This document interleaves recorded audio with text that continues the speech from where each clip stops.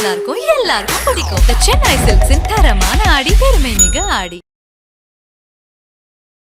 Indian 2 படம் பார்த்தீங்களா, எப்படி இருக்கு? நான் என்ன நினைச்சேன், கருத்தியல் ரீதியாக நமக்கு வழக்கம் போல எதிராக ஒரு முன்னத்தரமான அரசியல்னு சொல்லுவாங்க. எந்த உள்ளீடும் இல்லாத ஒரு தட்டையான அரசியல். அப்படி ஒரு அரசியலை தான் பேச போகுதுன்னு எனக்கு நல்லா தெரியும்.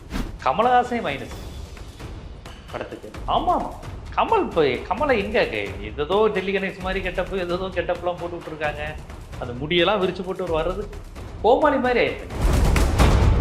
வர்மக்கலை மீது நமக்கு ஒரு மரியாதையோ ஒரு நம்பிக்கையோ இருந்துச்சு இந்தியன் 1 அப்போ. இப்போ வர்மக்கலை எவ்வளவு தூரம் இது பண்ண முடியுமோ அந்த அளவுக்கு பண்ணியிருக்காங்க. வர்மக்கலை அந்த படத்துல ஏதோ ஓட வைக்கிறது, பாட வைக்கிறது, இதெல்லாம் பண்ண முடியுமா? இல்ல, பெண்களை இழிவுபடுத்திய ஒரு விஷயம் வரும் பார்த்தீங்களா. ஒரு ஆணை பெண் மாதிரி நளினமா நடக்க விட்டு, இனி நீ ஆண் கிடையாது பெண். எவ்வளவு கேவலமான வசனம். நான் நினைக்கிறேன், பெண் என்றால் கேவலமா? இந்த காட்சிகள்லாம் ரசிப்பாங்கன்னு நினைக்கிறாங்களா? இல்ல அவங்களுடைய வக்கிர புத்தி, ஆணாதிக்க புத்தி. கமலஹாசனுக்கும் சங்கருக்கும் இவ்வளவு கேவலமான புத்தி இருந்திருக்கு. கமலஹாசனுக்கு எப்பவுமே இந்த ஒரு மேல் சாவனிஸ்டிக் லாங்குவேஜ் உண்டு. ஆம்பளை தான் இது, பொம்பளைனா சேலை கட்டிக்கணும், அசிங்கமாக இருக்கணும், ஒரு ஆம்பளை மாதிரி கம்பீரமாக இருக்கக்கூடாது, கூனி குறுக்கி இருக்கணும். இந்த மேல் சாவனிஸ்டிக் கமலஹாசனுக்கு நிறைய அது இதில் வெளிப்பட்டு. எந்திரன்னு ஒரு திரைப்படம் வந்தது. அதில் ஐஸ்வர்யா ராயை படிக்க விடாமல் அந்த வடசென்னை பசங்களாம் டிஸ்டர்ப் பண்ணுவாங்க. அந்த பாட்டு காளியம்மா மாரியம்மா பாட்டு போட்டு டிஸ்டர்ப் பண்ணுவாங்க. ஏன் காலையில் மார்கழி பஜனைக்கு போவாங்களே, அது படிக்க டிஸ்டர்ப் ஆகாதா? அந்த உழைக்கும் மக்கள் சாமி அந்த மாரியம்மனுக்கு கூழ் வைக்கிறத சவுண்ட் வச்சு தான் உனக்கு புரியுதுங்களா? அவங்க படத்தில் முழுக்க இவங்கெல்லாம் டிஸ்டர்பன்ஸ், நியூசன்ஸ், பப்ளிக் நியூசன்ஸ். யார்? இந்த வட சென்னையில் இருக்கிறவங்களாம். இது ஒரு தனி ட்ராக்கு. சித்தார்த்து அவர் பாவம் ஏதோ ஒரு ஆர்வ கோளாறு மாதிரி உளறி. ஆமாம், அது ஒரு ஆர்வ கோளாறாக இருக்காங்க. மீடியாக்காரன் பேரை கெடுக்கிறதுக்குன்னே இருக்காங்க அவங்க. மீடியாவா அவங்க பிரச்சனையை மயிலாப்பூருக்கு வரக்கூடிய குப்பவண்டிக்காரன் துப்பிட்டு போகிறதுனால தான் பிரச்சனை நினைக்கிற அளவுக்கு ஒரு அறவேக்காடு மீடியா பீப்புளாக இருக்காங்க. இவங்கெல்லாம் ஊடகத்துறையை பற்றி அவங்களோட பார்வையை பாருங்கள். இலவசங்களையும் கொச்சைப்படுத்துற மாதிரி அதை திராவிட கட்சியில விமர்சிக்கிறது தானே கமல் சங்கருடைய நோக்கமே. வாரிசு அரசியல் போல வாரிசு சிபிஐ. அவங்களுடைய நோக்கமே கலைஞர் எதிர்ப்பு, திராவிட எதிர்ப்பு, திமுக எதிர்ப்பு. இதுதான் சங்கர், கமலஹாசன், சுஜாதாவுக்கு ரத்தத்திலேயே உருணுது. அவன் ஊழலை ஒழிக்கிறாங்கன்னு இருக்கான். ஒன்னே தாண்டா ஒழிச்சுக்கிட்டு இருக்கான் அப்படிங்கிறது தெரியல. திட்டமிட்டு பதிவு செய்வாங்க. வேற ஒன்றும் இல்லை. முதல்வன் படத்துல அர்ஜுனை பார்த்து சொல்லுவார் அவங்க அப்பா, அப்படி காலம் நீ உனக்கு முதலமைச்சர் யோகம் இருக்குடா அப்படிங்க. எப்படி சொல்கிறீங்க? ராஜாஜி யோகம்டா உனக்கு அப்படிங்க. ராஜாஜி என்றைக்குமே மக்கள் செல்வாக்கு பெற்று முதலமைச்சர் ஆனதே கிடையாது. காமராஜர் மக்கள் செல்வாக்கு பெற்று ஜெயிச்சார், அண்ணா ஜெயிச்சார், கலைஞர் ஜெயிச்சார், எம்ஜிஆர் ஜெயலலிதாலாம் மக்கள் ஆதரவு பெற்று ஜெயிச்சாங்க. ராஜாஜி எங்கே இருக்காங்க? ஆனால் அப்பேற்பட்ட ராஜாஜி மக்கள் செல்வாக்குடையவர்னு சுஜா முதல்வன் படத்தில் டயலாக் வச்சிருப்பார். ஒன் இந்தியா நேயர்களுக்கு வணக்கம். இன்றைய நிகழ்ச்சியில் நம்மோடு இணைந்திருப்பது ஊடகவியலாளர் ஜீவோ சகாப்தன் அவர்கள். சார் வணக்கம். வணக்கம். வணக்கம். இந்தியன் 2 படம் பார்த்தீங்களா, எப்படி இருக்குது? இந்தியன் 2 திரைப்படம் நான் பார்த்தேன். எனக்கு படம் வருவதற்கு முன்பே எனக்கு பெரிய எதிர்பார்ப்பு இல்லை. ஏன்னா சங்கர் படம், கமலஹாசன் படம் எப்படி இருக்குன்னு தெரியும். இவர்களுடைய சமூக அக்கறை எல்லாமே இந்த ரொம்ப பொதுவாக மேலோட்டமான அரசியல் தான். எதுவுமே மக்களுக்கான பிரச்சனை குறித்து இவங்க சிந்திக்க மாட்டாங்க. மக்களுக்கான பிரச்சனைனா என்னன்னே அவங்களுக்கு தெரியாது. அவங்களுடைய இந்தியனாக இருக்கட்டும், அந்நியனாக இருக்கட்டும், எல்லா படமும் ஒரே விஷயத்தை தான் எடுக்குது. சங்கர் இதுவரையும் ஒரே படத்தை தான் திருப்பி எடுத்துகிட்டு இருக்கார். ஒன்லைன் ஒரே தான். நடிகர்களை மட்டும் மாற்றிக்குவார். சில சமயம் ஏஆர் ரஹ்மானுக்கு மேலே ஹாரிஸ் ஜெயராஜா போட்டுக்குவார். அவ்வளோதானே ஒழிய எனக்கு வித்தியாசமாக அதுவும் இல்லை. இந்த முறை அனிருத்தை போட்டு எடுத்திருக்காரு. கமல் அதே கமல் வந்திருக்கார். அதனால் எனக்கு பெரிய எதிர்பார்ப்பு இல்லை. ஆனால் நான் என்ன நினச்சேன், கருத்தியல் ரீதியாக நமக்கு வழக்கம் போல் எதிராக ஒரு முன்னத்தரமான அரசியல்னு சொல்லுவாங்க. எந்த உள்ளீடும் இல்லாத ஒரு தட்டையான அரசியல். அப்படி ஒரு அரசியலை தான் பேச போகுதுன்னு எனக்கு நல்லா தெரியும். ஆனால் அந்த சிஜி டெக்னிக்கல் பிரம்மாண்டம், ஃபாரினில் போய் கிராமத்தில் அங்கே போய் வெளிநாட்டில் போய் ஒரு கிராமத்துக்கு போய் பெயிண்ட் அடிக்கிறது, இந்த மாதிரி ஏதாவது ஒரு கூத்தடிச்சு ஓட்டுவார். ஒரு களிமண் சாக்கடையை 1 கோடி ரூபா செட்டில் போட்டோம், அதில் ட்ரெஸ்ஸே இல்லாமல் அர்ஜுனை குளிக்க வைப்பாங்க, சாக்கடையில் குளிக்க வைக்கிற மாதிரி. இதுக்கு ஒரு செலவு பண்ணவங்க. இந்த ஊர்வசி பாட்டுக்காண்டி ஒரு பஸ்ஸை செலவு பண்ணவங்க. இதுதான் சங்கர் படத்தில் பேச வைக்கிறது. ஒரு பஸ்ஸை உருவாக்கி அவரே அடிச்சிட்டாராம், இது 1 கோடி செலவாம், இந்த ஒரு பாட்டுக்கு மட்டும் அங்கே போனாங்களாம், இப்படிதான் நேம் அடிச்சாங்களா. இதுதான் அவர் படத்தில் பார்க்க வைக்கிறது ஒழிய அவர் உள்ளீடாக பேசக்கூடிய அரசியல் சும்மா இதெல்லாம் பண்ணிட்டு நான் எனக்கும் சமூக அக்கறை இருக்குங்கிற மாதிரி, நான் ஊழலை ஒழிக்கிறேன், லஞ்சத்தை ஒழிக்கிறேன் இப்படிங்கிற மாதிரி ஒரு ரொம்ப அவரே சொன்ன மாதிரி இந்த சொல்லுமே அந்நியன் படத்தில் விக்ரம் பார்த்து நீ ஒரு அப்படிங்கும். அது மாதிரி மாதிரி தான் படம் எடுத்துருப்பாப்புல. ஆனால் இந்த படத்தில் பார்த்தீங்கன்னா அதுவும் இல்லை. அந்த சிஜி பிரம்மாண்டம், அந்த தரக்கூடிய வியப்பு எதுவுமே இல்லை. அதுலேயும் ரொம்ப அவுடேட் ஆகிட்டார். நகைச்சுவையாக இருக்குங்க. அதாவது இந்த ஃபஸ்ட் ஃபஸ்ட்டு காட்சியில் இந்த வில்லனை பெண்களுடன் அரைகுறை ஆடையுடன் காமிப்பார். இந்த ஆமையை பெண்கள் வயிற்றில் விடுற மாதிரியான காட்சி. அவர் பணத்துக்காக பெண்களை இப்படி என்ஜாய் பண்ணுறாருன்னு காமிப்பாங்க. இதெல்லாம் கந்தசாமியிலே சுசி கணேசன் சொல்லிட்டாரு. கந்தசாமியில் அந்த ஒரு பணக்காரன் ஒரு நடிகை கூப்பிட்டு ஆட வைப்பான் தனியாக. அதுக்குன்னு ஒரு வேன் அமைச்சு அதுக்குள்ளே பெட்ரூம் அமைச்சு தனியாக ஆடிக்கிட்டு இருப்பான். என் பேர் மீனா குமாரின்னு பாட்டு. அப்புறம் அந்த வேனை உடச்சி விக்ரம் வந்து பார்த்தீங்களா அவன் பண்ணிக்கிட்டு இருக்கான்னு. அதே காட்சி தான் திருப்பி எடுத்து வச்சுருக்காரு.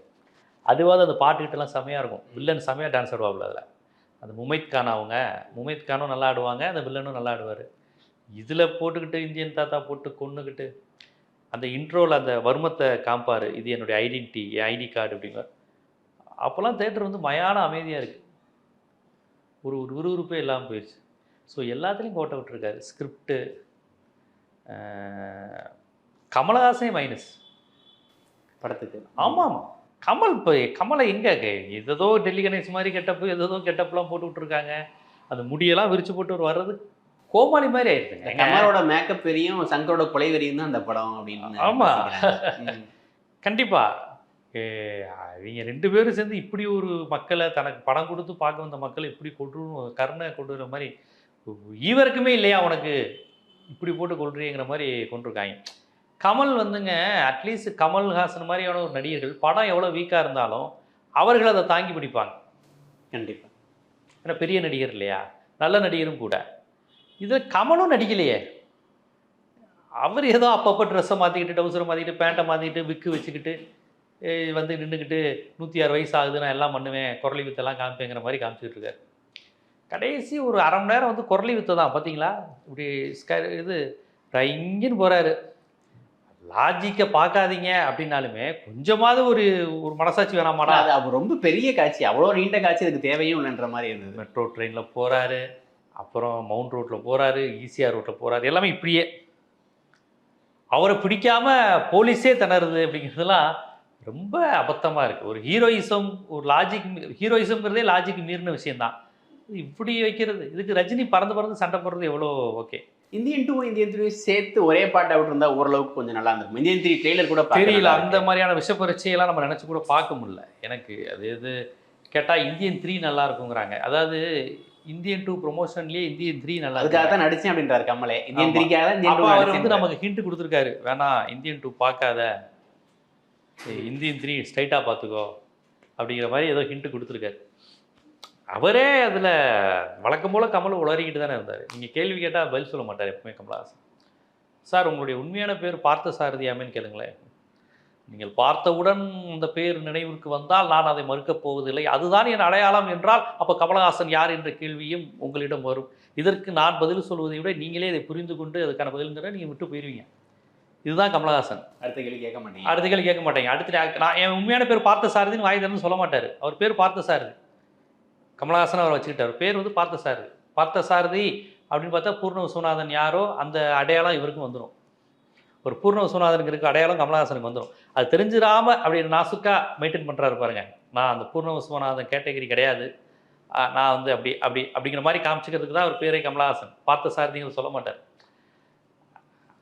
அதனால தான் அது பேட்டிலையுமே அவர் வழக்கம் போல் என்னென்னமோ பேசினார். நீங்கள் தாத்தாவா போகிறீங்களான்னு என்னமோ சொன்னார்.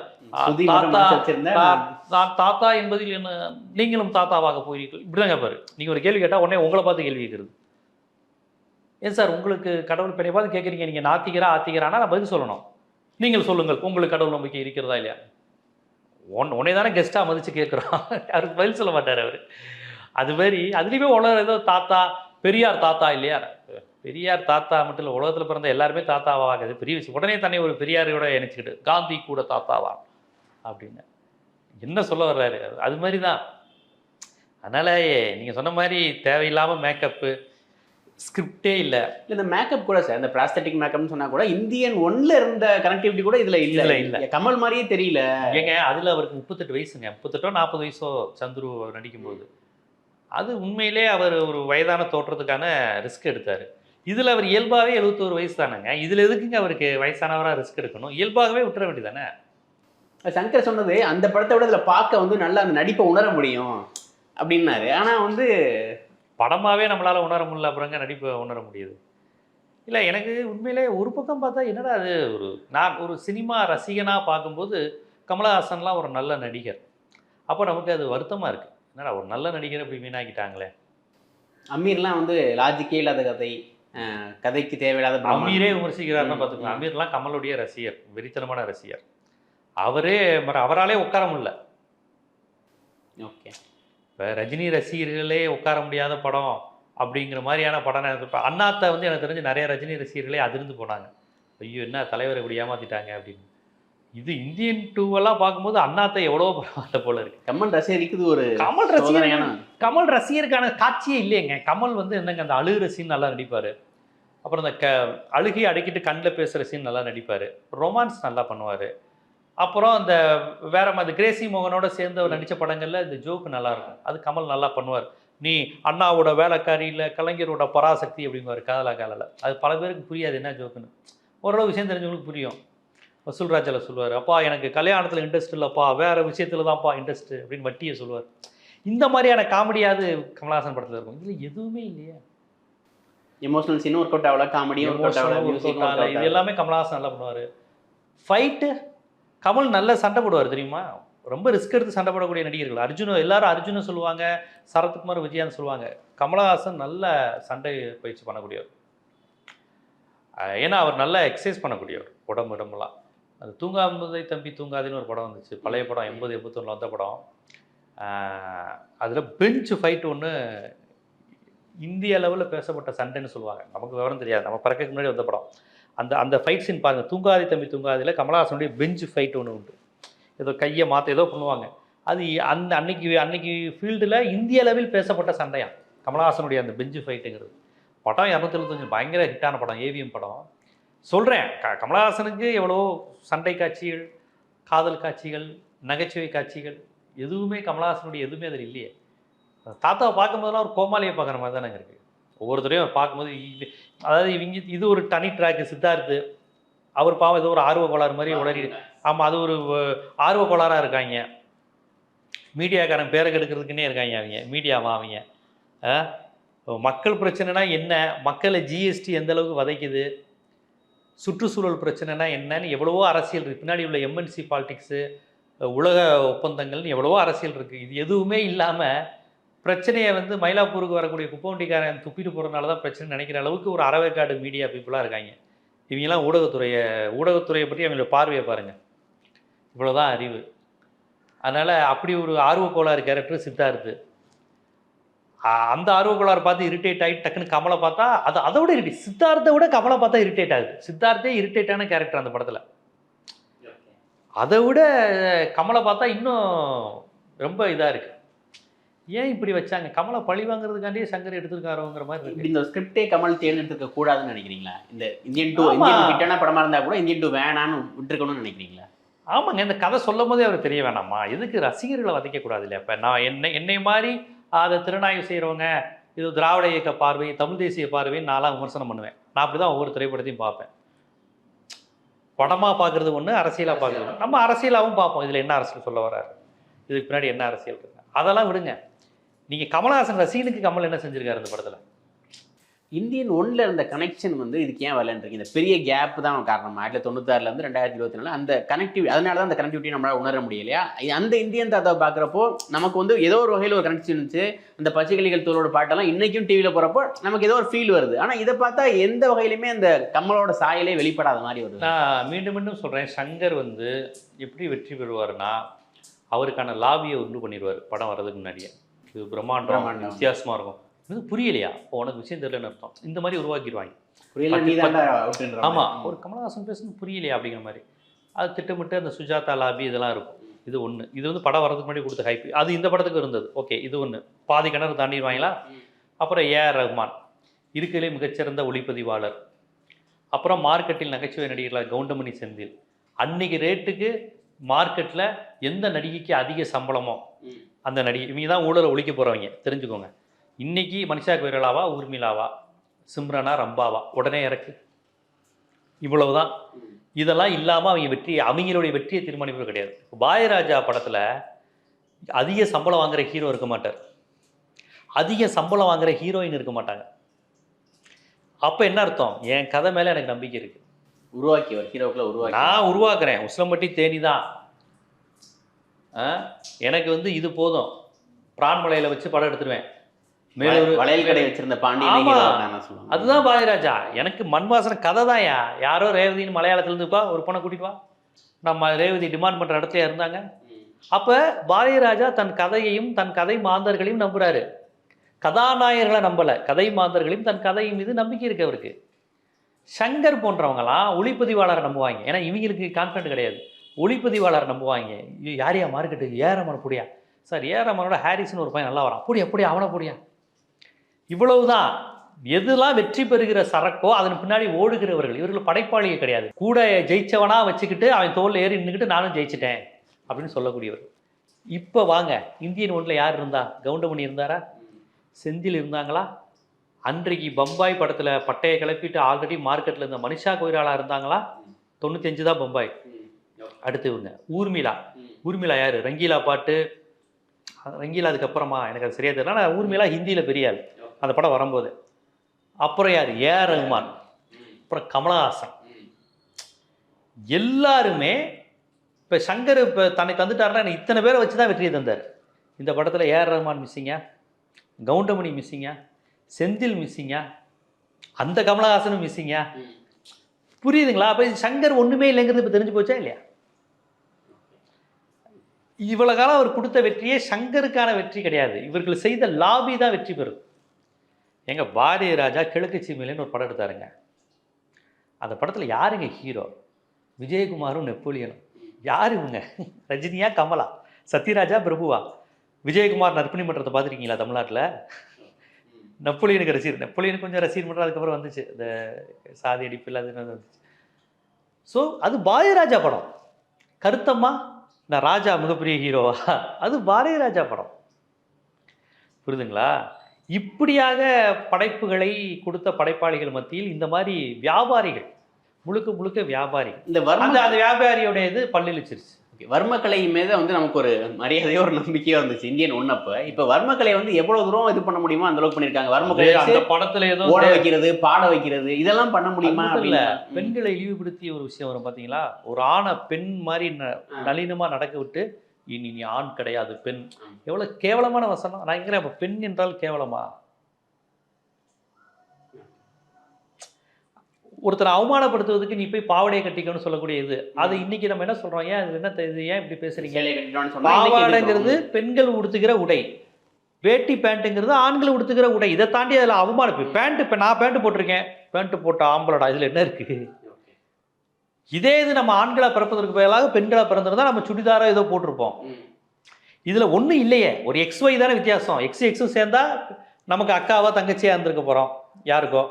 XY இருக்கனால நம்ம யாருக்கோ அண்ணனா தம்பியா இருக்க போகிறோம். இதில் பெருமை என்னையா இருக்குது? பெருமை கமலஹாசன் அதில் வந்து அந்த ஒருத்தனை இப்படி பண்ணி விட்டோன்னா அவன் ஏதோ பெண் மாறி அந்த ஏதோ நளினமாக காமிச்சு ஒரு மாதிரி பேசுவாங்களே, அதுவே பெண்களை இழிவுபடுத்துகிற விஷயம். பெண்களை வந்து அந்த ஒரு மாதிரி காமிச்சு ஒரு பண்ணி நீ பார்த்தியா, நீ ஆம்பளை மாதிரி உன்னால் நடக்க முடியாது, நீ இனி பெண் மாதிரியே பேசி செத்துப்போம் சொல்கிறாரா இல்லையா? முதல் கொலையாக இந்த காட்சிகள்லாம் ரசிப்பாங்கன்னு நினைக்கிறாங்களா? இல்லை அவங்களுடைய வக்கர புத்தி, ஆணாதிக்க புத்தி. கமலஹாசனுக்கும் சங்கருக்கும் இவ்வளோ கேவலமான புத்தி இருந்திருக்கு. கமலஹாசனாக சொல்லியிருக்கணும்ல, ஏன் ஒரு ஆண் பெண் மாதிரி பேசுவதோ இல்லை பெண்ணாக மாறுவதோ கேவலமா? அந்தந்த பாலினத்தை தேர்ந்தெடுக்கிற உரிமை அந்தந்த பாலினத்துக்கு உண்டு நீதிமன்றங்களே தீர்ப்பு சொல்லுது. இன்னைக்கு பல பேர் வந்து ஆண்களாக இருந்தவங்க பெண்களாக மாறுறாங்க. முதல்ல அது நகைப்புக்குரியதாக இருந்தது, இதெல்லாம் ஒரு பொடான்ட்டு அப்படின்னு. கமலஹாசனுடைய நிறைய படங்களை பெண்களை இழிவுபடுத்தி வசனம் வரும். பொட்டை அப்படிங்கிற வசனத்தை கமல் அதிகம் பயன்படுத்துவார். வேட்டையாடு விளையாடல, நீ என் கண்ணை எடுத்துரு, இல்லை உன் கண்ணு பொட்டையாயிரும், நீ பொட்டையாயிருவ அப்படின்னு பொட்டைங்கிற வார்த்தையை அதிகம் பயன்படுத்துவார். அதே போல் தேவர் மகன் படத்துலேயே அப்படி தான், சாந்து போட்டு சந்தனம் போட்டுல எடுத்து நீ சேலையை கட்டிக்க மாமாங்குவார். ஏன்னா தோற்று போயிட்டா நீ பொம்பளடா. ஏன் பெண்களுக்கும் வெற்றிக்கும் தொடர்பு இல்லையா? தோற்று போனாவே பொம்பளையா? ஆண்கள்னா வெற்றி பெறுவாங்களா? இதெல்லாம் எந்த சயின்ஸு? கமலஹாசனுக்கு எப்பவுமே இந்த ஒரு மேல் சாவனிஸ்டிக் லாங்குவேஜ் உண்டு. ஆம்பளை தான் இது, பொம்பளைனா சேலை கட்டிக்கணும், அசிங்கமாக இருக்கணும், ஒரு ஆம்பளை மாதிரி கம்பீரமாக இருக்கக்கூடாது, கூனி குறுகி இருக்கணும். இந்த மேல் சாவனிஸ்ட் இது வந்து கமலஹாசனுக்கு நிறைய இருக்குது. அது இதில் வெளிப்பட்டுருக்கு. அதே போல் வந்து கழிப்பறைசுவர்கள் எழுதிட்டு இருந்தவங்கலாம் வந்து ஃபேஸ்புக் வால் எழுத ஆரம்பிச்சிட்டிங்க அப்படின்னு ஒரு இது படுறாரு. கருத்து சுதந்திரம் வந்து இன்னைக்கு மோசமான நிலை இருக்க நிலையில் இந்த மாதிரியான இதெல்லாம் தேவையா? இன்னொன்று வந்து அது பர்டிகுலராக ஒருத்தவங்க ஐடென்டிஃபை பண்ணுற மாதிரி, ஒரு இந்த புள்ளிங்கோன்னு சொல்கிறாங்களோ ஐடென்டிஃபை பண்ணுற மாதிரி அவங்க வந்து அப்படின்ற அது எப்பவுமே சங்கர் படத்தில் வட சென்னை மக்களை இழிவுபடுத்தி தான் படம் எடுப்பார். முதல்வன் படத்தில் ஒரு ஃபோன் வரும், சார் நான் எத்திராஜ் காலேஜ்லேருந்து பேசுகிறேன், இந்த சேரி பசங்களாம் சேர்ந்து என்னை கிண்டல் பண்ணுறாங்க. உடனே அர்ஜுன் வந்து போய் அந்த சேரி பசங்கள்லாம் அடித்து பஸ் விட்டு பஸ்ஸு ஃபைட் பண்ணி ஒவ்வொரு முதலமைச்சரும் வேலை தானே ஒருத்தன் இதுக்குள்ளே போய் ஃபைட் பண்ணி ஜெயிக்கிறது, அப்படி ஒரு படம் எடுத்தார். அவருடைய எல்லா படமே முட்டாள்தனமான படம் தான், சங்கருடைய எல்லா படமுமே. அந்த நேரத்துக்கு உங்களை அப்படி கூஸ்பம் பண்ணுற மாதிரி இருக்குள்ளே லாஜிக்காக பார்த்தா முட்டாள்தனம், அடிமுட்டாள்தனமாக தான் இருக்கும், அபத்தமாக இருக்கும். ஸோ அதில் பார்த்தீங்கன்னா சேரி பசங்களை பொம்பளை பொறுக்கின்னு காமிச்சிருப்பாரு. அந்நியன் படத்தில் வந்து ஊழல் செய்கிறவன், தப்பு செய்கிறவன், பொறுக்கிலாம் தலித் பசங்கங்கிற மாதிரி, நான் தயிர் சாதம் சாப்பிட்றவா என்னை அடிக்காதீங்க அப்படிங்கிறப்பல இருக்கிறோம். அப்போ நான் கேட்குறேன், மாட்டு இறைச்சி சாப்பிட்றவன் அடிக்கலாமா?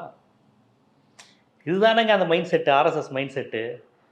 அவன் ஒரு உங்களை அடிக்க பொண்ணு முடிவு பண்ணுறதுக்கு முன்னாடி ஒரு கருத்தியில் என்ன பண்ணுது, இவன் கருப்பாக இருக்கான், கருப்பாக இருக்கிறவன் தப்பானவன், இவன் வந்து இறைச்சி சாப்பிட்றவன் அவன் தப்பானவன், இவன் மாட்டு இறைச்சி கோமாதாவை சாப்பிட்றவன் இவன் வந்து அழிக்கப்பட வேண்டும், இந்த கருத்துருவ பொது புத்தியில் உருவாக்கிடுவான். மென்மையான அரசு சித்தாந்தத்தை வந்து சங்கர் உள்ள ஆமாம், அப்படி உருவாக்குனதுக்கப்புறம் எவனா ஒரு வன்முறையாளர் உங்களை கொன்னதுக்கப்புறம் அதை மக்கள்கிட்ட நார்மலைஸ் ஆகிடுவான், தப்பானவன் தானே வேணாம் அப்படின்னு. அது மாதிரி தயிர் சாதம் சாப்பிட்ற என்னை அடிக்காதீங்கன்னு ஒரு டைலாக் வச்சார் அந்நியன் படத்தில். இப்போ இந்த படத்தில் புள்ளிங்கோ அந்த ஹேர் ஸ்டைலை விட்டுட்டு அந்த இந்தியன் தாத்தா, அதாவது ஊழலுக்கு எதிராக ஒருத்தர் வரும்போது தலித் மாணவர்கள் வட சென்னையில் இருக்க இளைஞர்கள்லாம் கிண்டல் பண்ணுறாங்களாம், ஜுத்தி அப்படின்னு. ஏன்னா ஊழலை பார்த்து அவங்க தான் பயப்படுறாங்களாம், ஊழல் அவங்க தான் பண்ணிகிட்டு இருக்காங்களாம். அப்போ இது ஒரு தலித் வெறுப்பு, வடசென்னை மக்கள் மீதான வெறுப்பு, அப்பட்டமான வடசென்னை மக்கள் மீதான அந்த காசிமேடு ராயபுரத்தில் இருக்க மக்கள் மீது எப்பவுமே எதிர்ப்பு இருக்கும். இந்த எந்திரன்னு ஒரு திரைப்படம் வந்தது, அதில் ஐஸ்வர்யா ராயை படிக்க விடாமல் அந்த வடசென்னை பசங்களாம் டிஸ்டர்ப் பண்ணுவாங்க, அந்த பாட்டு காளியம்மா மாரியம்மா பாட்டு போட்டு டிஸ்டர்ப் பண்ணுவாங்க. ஏன் காலையில் மார்கழி பஜனைக்கு போவாங்களே, அது படிக்க டிஸ்டர்ப் ஆகாதா? காலையில் 4:30 மணிக்கு எந்திரிச்சு எத்தனை பேர் படிப்பான், அதை டிஸ்டர்ப் ஆகுது, நீ படம் எடுப்பியா? அந்த உழைக்கும் மக்கள் சாமி அந்த மாரியம்மனுக்கு கூழ் வைக்கிறத சவுண்ட் வச்சு தான் உனக்கு புரியுதுங்களா? அவங்க படத்தில் முழுக்க இவங்கெல்லாம் டிஸ்டர்பன்ஸ், நியூசன்ஸ், பப்ளிக் நியூசன்ஸ். யார்? இந்த வட சென்னையில் இருக்கிறவங்கலாம், கருப்பாக இருக்கிறவங்கலாம், மீசி அப்படி வச்சுருக்கிறவங்கலாம் பிசி எஸ்சி, இந்த தேவர், கல்லர், தேவேந்திர குல வேளாளர், ஆதி திராவிடர் இப்படின்னு பேர் அவர் சொல்ல மாட்டார். ஆனால் அவர் சொல்கிறத வச்சு பொதுமக்களுக்கு புரிஞ்சிடும் இவர் யாரை சொல்கிறாரு, அவங்க தான் அந்த குரூப்பு எப்பவுமே அப்படி தான். இதுதான் அவங்களோட. கடைசியில் யார் நல்லவங்களா இருப்பாங்க? ஒரு மாமி வந்து நிற்கும், என்னால் வீடே வாடகையே கட்ட முடியல, இப்படி கொடுமைப்படுத்துகிறாளேவா, சே பாவையா அவங்க அந்த மாதிரியான ஒரு பிம்பத்தை உண்டு பண்ணுறது தான் சங்கருடைய படம். இந்த படமும் அப்படி தான். இலவசங்களையும் கொச்சைப்படுத்துகிற மாதிரி அதை திராவிட கட்சியில் விமர்சிக்கிறது தானே கமல் சங்கருடைய நோக்கமே. அவங்களுக்கு இயல்பாகவே திராவிட கட்சிகளை விமர்சிக்காமல் இருக்கவே முடியாது. கமலஹாசனும் சரி, சங்கரும் சரி. சுஜாதா பொருட்கள் வாங்குறது வந்து கேவலம் மாதிரியான சமூக நலத்திட்டங்களை கேவலப்படுத்துகிற புத்தி கமலஹாசனுக்கு, பாலச்சந்தருக்கு, இவங்களுக்குலாம் எப்பவுமே உண்டு. ஏன்னா அந்த வகையால அவங்க கிடையாது. ஆமாம், கவர்மெண்ட்டை போய் இதை வாங்குற லெவலில் கிடையாதுல்ல. அவங்க சம்பளம் கோடி லெவல் வேற இல்லைங்க. அவங்க அமெரிக்கா விசா வாங்குற இடத்துல தானே கமலஹாசனுடைய சித்தப்பாவும் பெரியப்பாவும் இருக்கிறாங்க. ஒரு மிக்சி கிடைச்சா போதும், நம்மளால் தவணை கட்ட முடியாது அப்படின்னு சொல்லக்கூடிய நிலையிலேயே அவங்க இருக்கிறாங்க. அப்போ உழைக்கும் மக்கள் பெறுகின்ற மிக்சி கிரைண்டரை பற்றி விமர்சிக்கிறது. ஏன் நிர்மலா சீதாராமன் தமிழ்நாட்டுக்கு நிதி தர மாட்டேன்னு சொன்னாங்களே, அதை எதிர்த்து ஒரு வசனம் வைக்க வேண்டியதானே? அது ஊழல் இல்லையா? தமிழை மனத்தை எல்லாம் சேர்த்துக்கிட்டு இந்தி பெல்ட்டுக்கு கொடுக்குறீங்களே, இது ஊழல் இல்லையா? தட்சணையை வந்து கையில் கொடுங்கோ, உண்டியலில் போடாதீங்க அப்படின்னு சொன்னாங்களே, இது ஊழல் இல்லையா? இதுதானே ஊழல். அந்த துப்புரவு தொழிலாளி ரோட்டில் துப்புறது தான் அந்த இந்தியாவையே அசிங்கப்படுத்திடுச்சு. அந்த சீனை பார்க்குற ஒவ்வொருத்தருக்கும் அருவருப்பு வரும், சே இது பெட்டி அப்படின்னு. ஏற்கனவே துப்புரவு தொழிலாளிகள் பொங்கல் காசு, தீபாவளி காசு கேட்டால் ஒரு மிடில் கிளாஸ் மென்டாலிட்டியில் அருவருப்பாவானுங்க. இவங்க வேறு கவர்மெண்ட்டையும் பணம் வாங்கிட்டு நம்மகிட்டையும் காசு கேட்குறாங்க. அவங்களுக்கு ஒரு 50 ரூபா கொடுக்குறப்ப ஒரு டென்ஷன் வரும். அந்த மைண்ட் செட்டை தான் இவங்க எல்லாம் அந்த சங்கர், மணிரத்னம் அவர்கள் மீது கூட வன்மத்தை கற்கிற, அவர்கள் மீது மட்டும்தான் வன்மம், வேற யார் மீது? உண்மையிலேயே கொள்ளையடிக்கிறவன், ஊழல் பண்ணுறவன், கார்பரேட் முதலாளிகள் மீது அவங்க வன்மத்தை கொட்டவே மாட்டாங்க. இங்கே எவ்வளோ ஊழல் இருக்கப்போ பஞ்சாப், குஜராத்னு தேடி அலைய வேண்டிய அவசியம் சார். கல்குவாரி எங்கள் குஜராத்தில் பிஜேபியும் பெருசாக எதிர்க்க முடியல. வழக்கம் போல திமுக, திராவிட கட்சிகளை தான் விமர்சனம் பண்ண. இதுவும் திராவிட கட்சிகளுக்கு எதிரான விமர்சனம் தான். ரெட் ஜெயிண்ட் வெளியிட்டதுனால சரி நேரடியாக வேணும் இருக்கலாம். ராஜ்யசபா சீட்டு வேற கேட்டிருக்கிறாரு. அப்படி இருந்தும் திமுகவை தானே விமர்சனம் பண்ணி எழுதியிருக்கிறாரு. படமே திமுக திராவிட இயக்கத்துக்கு எதிரான படம் தானே, திமுகன்னு சொல்ல முடியாது. வாரிசு சிபிஐ போல வாரிசு அரசியலா அப்படின்றது. ஆமா, வாரிசு அரசியல் போல வாரிசு சிபிஐ. அவங்களுடைய நோக்கமே கலைஞர் எதிர்ப்பு, திராவிட எதிர்ப்பு, திமுக எதிர்ப்பு. இதுதான் சங்கர், கமலஹாசன், சுஜாதாவுக்கு ரத்தத்திலேயே உருணுது. அதை மென்மையாக பண்ணுவாங்கன்றீங்க? மென்மையாக இல்லை, அவன் வன்மையாக தான் பண்ணுறான். நம்ம தமிழனுக்கு அது புரிஞ்சுக்க முடியல. அவன் ஊழலை ஒழிக்கிறாங்கன்னு இருக்கான். ஒன்னே தாண்டா ஒழிச்சுக்கிட்டு இருக்கான் அப்படிங்கிறது தெரியல. திட்டமிட்டு பதிவு செய்வாங்க. வேற ஒன்றும் இல்லை. முதல்வன் படத்தில் அர்ஜுனை பார்த்து சொல்லுவார் அவங்க அப்பா, அப்படி காலமியில் நீ வந்து உனக்கு முதலமைச்சர் யோகம் இருக்குடா அப்படிங்குவார். எப்படி சொல்கிறீங்க? ராஜாஜி யோகம்டா உனக்கு அப்படிங்குவார். ராஜாஜி என்றைக்குமே மக்கள் செல்வாக்கு பெற்று முதலமைச்சர் ஆனதே கிடையாது. காமராஜர் வந்து கட்சி அடிப்பில் தேர்ந்தெடுப்பாங்க. அவர் ஒன்றும் மக்கள் செல்வாக்கு பெற்று அமோகமான முதலமைச்சர் ஆனது கிடையாது. காமராஜர் மக்கள் செல்வாக்கு பெற்று ஜெயிச்சார், அண்ணா ஜெயிச்சார், கலைஞர் ஜெயிச்சார், எம்ஜிஆர் ஜெயலலிதாலாம் மக்கள் ஆதரவு பெற்று ஜெயிச்சாங்க. ராஜாஜி எங்கே பண்ணார்? ஆனால் அப்பேற்பட்ட ராஜாஜி வந்து மக்கள் செல்வாக்குடையவர்னு சுஜா முதல்வன் படத்தில் டயலாக் வச்சிருப்பார். யோசிச்சு பாருங்க. விசு, பாலச்சந்தர், மணிரத்னம், இவங்க எல்லாமே சங்கர், ஒரே இவங்க எல்லாம் category. அதே கேட்டகரி தான். அதே கிடையாது, எல்லாம் ஒன்று தான். கமலஹாசன், பாலச்சந்தர், விசு, மணிரத்னம் இவங்க எல்லாருமே ஒரே கேட்டகரி தான். இவங்களுக்கு இதை தவிர்த்து வேறு எதுவுமே கூச்சமெல்லாம் போய் சொல்லுவாங்க. ராஜாஜி வந்து மக்கள் செல்வாக்கு பெற்றிருந்தார். நான் என்ன சொல்கிறேன், உன்னால் அண்ணாவை சொல்ல முடியாது, கலைஞரை சொல்ல முடியாது, குறைந்தபட்சம் காமராஜரை சொல்லலாம்ல. மக்கள் காமராஜர் பேரை கூட சொல்லலை. இதுதான் இந்த ஆட்கள். இன்றைக்கி பிரச்சனை என்னென்னா, நிறைய பெரியாரை படித்த மாணவர்கள் சமூக நீதி, இடஒதுக்கீடு, அம்பேத்கர், சாதி ஒழிப்பு அரசியல், தமிழ் தேசிய அரசியல், ஈழ அரசியல், ஜெகதாப்பட்டினம் மீனவர்கள் ஏன் அடிக்கடி கைதாகிறான், நாகப்பட்டினத்தில் கோடியக்கரையில் ஏன் மீனவ குடும்பங்கள் அழுகுது, இதையெல்லாம் உணர்ந்தவே இன்றைக்கி மீடியாக்களில் வந்து உட்காந்துட்டான். ஃபேஸ்புக்கு, யூடியூப்பில் அவன் உட்காந்து எழுதுகிறான். மீனவர் பிரச்சனை நான் பேசுகிறேன்டா, நான் ஒரு மீனவன்டான்னு பேசுகிறான். இல்லைனா மீனவர் பிரச்சனை யார் பேசுவா? சுப்பிரமணிய சாமி சோமும் உட்காந்து பேசிகிட்டு இருப்பாங்க. நோ மீனவர்கள் போனது தான் தப்பு. அவன் ராஜபக்சே நல்ல மனுஷன், அவன் சுடதானே செய்வான், அவன் எல்லாம் பாடுற தானே. ஏன்னா அவனுக்கு மீனும் தெரியாது, மீனவனும் தெரியாது. ஆனால் இவர் உட்காந்துக்கிட்டு அப்படி டிப்ளமேட்டிக்காக உட்காந்து பேசிகிட்டு இருப்பாங்க. இன்றைக்கி அப்படி கிடையாதுல்ல. இன்றைக்கி அருப்புக்கோட்டையிலேருந்து ஒருத்தன் ரிப்போர்ட்டர் ஆகிறான், புதுக்கோட்டையிலேருந்து ஒருத்தன் ரிப்போர்ட்டர் ஆகிறான், 5 கிராமம் கன்னியாகுமரி பக்கத்துலேருந்து வர்றான்ல. நாடார்கள் வந்துட்டாங்க, வன்னியர்கள் வந்துட்டாங்க, பட்டியல் சமூகத்தினர், எல்லா சமூகத்தை சேர்ந்தவனும் வந்துட்டான். தமிழன் கண்ணங்கரைன்னு இருக்கிறவெல்லாம் இன்றைக்கி ரிப்போர்ட்டர் ஆற உட்காந்துருக்கான். ஒரு காலத்தில் வெள்ளை வெள்ளைன்னு தான் இருப்பாங்க. ஒரு காலத்தில் வங்கிகளில் போங்க, வெள்ளை வெள்ளைன்னு இருக்க லேடிஸ் மட்டும்தான் வேலை பார்த்துட்டு இருப்பாங்க. இன்றைக்கி இடஒதுக்கீடு, உணர்வு இதில் கொஞ்சம் கண்ணங்கரைன்னு இருக்கிற ஆட்களும் வந்துட்டாங்க. இதெல்லாம் தான் கமலஹாசனுக்கு வயிறு எரியுது, பாலச்சந்தர் வயிறு எரியுது. ஆகா, நம்ம மட்டுமே ஆதிக்கம் செஞ்ச இடத்துல வந்துட்டான். இதுக்கு காரணம் இந்த ஈவேரா. இவனுங்களை ஒழிக்கணும், இந்த பெரியாருன்னு சொல்கிறோம் ஒழிக்கணும். அதை நேரடியாக சொல்ல முடியாமல் இப்படி வன்மத்தை கக்கிக்கிட்டே இருப்பாங்க. சர்க்கார் போன்ற படங்கள்ல வந்து இந்த விலையில்லா பொருட்களை தூக்கி போட்டப்போ அப்போவே எதிர்ப்புகள் வந்து, ஆமாம், இதெல்லாம் சங்கரோட அசிஸ்டன்ட் டேரக்டர்ஸ்க்கோ தெரியாமல் இருக்க போதில்லை. அப்படி இருந்தும் இந்த திரும்ப அதே போன்ற காட்சிகளை வைக்கிறாங்கன்னா இல்லை, அவங்களா தாங்க இருக்கிறாங்க. அவங்களோட நோக்கமே திராவிட இயக்கத்தை அழிக்கிறது தாங்க. திராவிட இயக்கத்தை அழிக்க புதுசாக ஒருத்தர் வராருன்னா ஏற்றுக்குவாங்க. அதனால தானே இந்த சினிமா நடிகர்கள்லாம் வரும்போது இவங்கெல்லாம் வேகமாக வாழ்த்துறது. கமலஹாசன் திராவிட இயக்கத்தை அழிக்க தானே வந்தார். அவருக்கு மக்கள் செல்வாக்கு இல்லை, ஓஞ்சிட்டாரு. கடைசியில் திராவிட கட்சிகிட்டே போய் ஒரு சீட்டு கொடுங்க, அட்ஜஸ்ட் பண்ணிக்கலான்ட்டார். அதானங்க மாப்போசியிலேருந்து கமலஹாசன் வரையும் யாரையெல்லாம் திராவிட இயக்கத்தை அழிக்கணும்னு நினச்சாங்களோ கடைசியில் திராவிட இயக்கத்தோட போய் ஒன்றிடுவாங்க ஒரு சீட்டுக்காண்டி. அதுதான் நடந்துகிட்டு இருக்கு. அப்படி இந்த மாதிரி ஆட்கான இருந்தாலும் உள்ளுக்குள்ளே வன்மம் இருந்துகிட்டே இருக்கும். திராவிட இயக்கத்தை அழிக்கணுங்கிற வன்மம் அது அவங்கள்ட்ட இருந்துகிட்டே இருக்கு. திரும்ப படத்துக்கு போனோம் அப்படின்னா, சும்மா இருந்த கமலை நான் பாட்டுக்கு 7 இருந்தேன், என்னை கூட்டி வந்து இப்படி பண்ணிட்டேன் அப்படின்ற மாதிரி கமலுக்கு ஆயிருக்குன்னு நினைக்கிறீங்களா? இப்போ 20 நிமிஷத்தை குறைச்சிருக்காங்களாமா இன்னைக்கு? ஆமாம், ஒரு 1/2 மணி நேரம் குறைச்சி தான் சொன்னாங்க. ஓகே, இல்லைங்க, படத்தையே தூக்கணுங்க. படத்தில் ஒரு சீன் கூட ஸ்டார்டிங் எந்த சீன், ஏதாவது ஒரு சீன் சுவாரஸ்யமான சீன் சொல்லுங்கள். ஒரு படத்தை எவ்வளோ அருமையான படமாக இருந்தாலும் ஒரு சீன் நல்லா இருந்துச்சுன்னு சொல்லலாம். பாட்டு சில இதில் படம் குப்பையாக இருக்கும், பாட்டு நல்லா இருந்துச்சு. இதில் என்ன சொல்லுங்க, ஏதாவது இந்த பாட்டு சமங்க அப்படின்னு ஒரு பாட்டு நீங்கள் சொல்லுங்கள். அனிருத்துக்கு ஷிஃப்ட் ஆனார்ல சங்கர், அது தப்புன்னு நினைக்கிறீங்களா? யாரெல்லாம் ட்ரெண்டாக இருப்பாரோ அவர்கிட்ட மாறுவார் அப்படின்னு சொல்றீங்க. அது அப்படி மாறினது தப்பாயிடுச்சுன்னு நினைக்கிறீங்களா? ரகுமான்ட்ட இருந்து அனிருத் போனது தப்பாயிடுச்சுன்னு நினைக்கிறீங்க? இல்லை, அதை நம்ம அப்படி பார்க்க முடியாது. அனிருத்தினுடைய இந்த படத்துக்கு கை கொடுக்கல. ஆமாம், அனிருத்து பேட்டை தர்பாரெல்லாம் அனிருத்து ஒரு மாதிரி ஹிட் ஆகிட்டாரு. அதுக்கப்புறம் விஜய்க்கு அனிருத்து போட்டதெல்லாம் ஹிட்டு தானே ஆச்சு. சங்கருக்கு எப்பவும் சங்கர் செட் ஆகலன்னு இல்லை. எனக்கு தெரிஞ்சு சங்கர் போன்றவர்கள் தன்னை விட அன்னைக்கு ட்ரெண்டாக இருக்கிற நபர்கள் யாரோ அவங்கள நம்புவாங்க. அந்த விதத்தில் இதில் அனிருத் மட்டுமே காரணம்னு சொல்ல முடியாதுல்ல. மற்றபடி படத்தை ஒரு அனிருத்து கேட்பாப்பில் மற்றபடி படம் நல்லா எடுத்துருக்காரான்னு கேட்டால் என்ன பண்ணுவீங்க? சரி, நான் சரியா இல்லை, நீ நல்லா எடுத்திருக்கியான்னு கேட்டால் என்ன பண்ணுவீங்க? எதுவுமே அமையலை. அது ரொம்ப ஆண்டுகள் கழித்து எடுத்ததுனாலேயோ என்னமோ எதுவுமே பொருந்தலைங்கனால மக்கள்கிட்ட எதுவுமே ஒட்ட மாட்டேங்குது. இந்த ஆரம்பத்தில் இந்த ஃபேஸ்புக், ட்விட்டர் வந்த காலத்தில் வந்து இந்த ஹேஷ்டேக்கான ஒரு இது இருந்தது. ஒரு இப்போ ஃபேஸ்புக் மூலமாக ஒரு புரட்சி நடக்கும் அப்படின்றது. இப்போ போய் comeback Indian, go back Indian, அது கொஞ்சம் அவுடேட் ஆயிடுச்சு.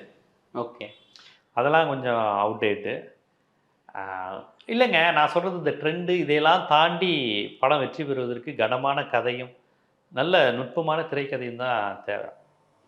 ஸ்கிரிப்ட் இல்லைன்னா ஒரு படம் ஜெயிக்காது. இந்தியன் 1 படத்துல ஒரு கொலைக்கான நியாயம் இருந்தது, அவர் வெகுண்டெழுந்ததுக்கான ஒரு சீரியஸ்னஸ் இருந்தது. இதுல வந்து சும்மா போற போக்குல அவர் ஏதோ பண்றாரு, ஒரு கனெக்டிவிட்டியே இல்லாத மாதிரி இருக்கா சார்? ஏன் கொலை பண்றாருன்றதே நமக்கு ஒரு பெரிய ஒரு நமக்கு தூண்டலையா? கொலை பண்றது அவங்கள கிடையாது, நம்மள. அந்த சீன்லாம் ரொம்ப அந்த இன்டர்வலுக்கு முன்னாடி ஒரு 20 நிமிஷம் சீன் வச்சிருப்பாங்க. அந்த தங்கத்தை ஒருத்தனை தங்க பாத்ரூம் தங்கத்துல அவரை கொலை பண்ணுறதுக்கு அவருக்கு ஏதோ வர்மம் போடுவாராம், அவர் குதிரை மாதிரி ஓடுவாராம், ஓடுறான் ரோட்டில் ஓடிக்கிட்டு இருக்கான். எனக்கு நல்லா புரிஞ்சு இந்த இவனை கொலை பண்ணோன்னே இன்டர்வல்னு உங்களுக்கு எல்லாத்தையும் கெஸ் பண்ணுற மாதிரி இருக்குங்க. அவ்வளோதானே. அந்த சீனை டக்குன்னு முடிச்சாவது பரவாயில்ல. ஓடுறான் அதை காமிச்சிட்டே இருக்காங்க, போர் அடி. இப்போ நீங்கள் ஏதாவது ஒன்று இன்ட்ரெஸ்ட்டாக இருக்கணும்ல. Climax super, interval black super, opening super, எதுவுமே இல்லையே. நீ அரை மணி நேரத்தை குறைச்சான படத்தை எடுக்கிறதுப்ப அதை யோசிச்சிருக்கணும். எல்லா சீனுமே என்ஜி ஷாட்டு தானே, இந்த நான் குட் ஷாட்டுங்க வாங்கி அது மாதிரி தானே. இந்த படத்தை வந்து சங்கர் எடுக்கல, சங்கரோட கடந்த கால உதவி இயக்குநர்கள்லாம் எடுத்தாங்க அப்படின்லாம் சொல்றாங்க. நீங்க அதிதி சங்கர் தான் அந்த படத்தை எடுத்திருக்காங்க அப்படின்லாம் சொல்லியிருந்தீங்க. எதை வச்சு சொல்றீங்க? கிண்டலுக்கு சொன்னேன். அதிதி சங்கர் எடுத்த மாதிரி இருக்கு. ஏன்னா எல்லாருக்கும் தன்னுடைய அடுத்த கட்ட வாரிசாக தன்னுடைய மகளை வளர்த்தணுன்னு ஆசை இருக்கும். நான் அப்படி நினச்சேன், ஒரு டைரக்ஷனை பழகிக்குவோமா அப்படின்னு சொல்லிட்டாரா. கமலஹாசனை வச்சு முத முடி வெட்டுறவங்க ஏதாவது யார் தலையாவது பழகுவாங்க. ஏன்னா நீ முடி வெட்ட பழகிட்டியாடாங்குவாங்க. அது மாதிரி நான் கிண்டல் அடித்தேன். ஏன்னா படம் அவ்வளோ இதாக இருக்குல்ல. அப்போ நமக்கு டவுட் வருது, தான் பொண்ணை வச்சு எதுவும் பழகிட்டாரோ அப்படிங்கிற மாதிரி நான் கிண்டல் அடிக்கிற மாதிரி சொல்லியிருந்தேன். அதனால் சரி, இப்போ இந்தியன் 2 பார்க்க போகிறவங்களுக்கு அல்லது என்ன சொல்ல விரும்புகிறீங்க? இந்தியன் 2 இனி பார்க்கணுன்னு யாருமே நினைக்க மாட்டாங்க. அவன் ஓப்பனிங் டேலே வந்து கதறிட்டான். வேறு வழி இல்லாமல் புக் பண்ணி வச்சுருந்தவங்க தான் இன்றைக்கி போவாங்க. அவங்களுக்கு என்னுடைய அனுதாபங்கள். வேறு என்ன, பாவம். குழந்தைகளோடு போகிறவங்க கொஞ்சம் தவிர்க்கலாம், அவ்வளோதான். ஆனால் உட்கார முடியாது, அவ்வளோதான். நன்றி சார், உங்களுடைய நேரத்தை எல்லாமே நல்லா இருக்கும், எல்லாருக்கும் பிடிக்கும். The Chennai Silks தரமான ஆடி பெருமை மிக ஆடி.